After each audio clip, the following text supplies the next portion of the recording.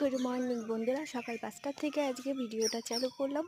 সকালবেলা মাঠে চলে গেছিলাম, যে পটলের ফুল ছোঁয়াতে আর কাঁকরোলের ফুল, এটা কাঁকরোলের ফুল ছোঁয়াতে, যে পটলের ফুলগুলো আমি ছুঁয়ে নিচ্ছি। কেননা কী আর করবো বলো, গরিবের জীবন, সব কিছু মেনেই চলতে হবে। খুব কষ্ট হয়ে গেছিলো, যে একটুখানি বসে নিলাম, কাঁকরোলের ফুল আর ছোঁয়াবো না, চলে এসেছি বাড়িতে। যে বাড়িতে এসে একটু চা খাচ্ছি, তাতেও শান্তি নেই, এত পরিমাণে গরম পড়েছে, সে লিমিটের বাইরে গরমটা পড়েছে আজকে।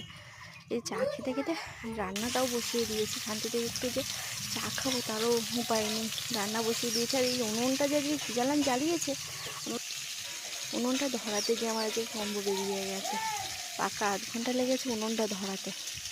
খুব খুব খুব কষ্ট হচ্ছে আজকে। আর এদিকে ধানও রয়েছে আমার, ধানও মাঠে রয়েছে নাড়া।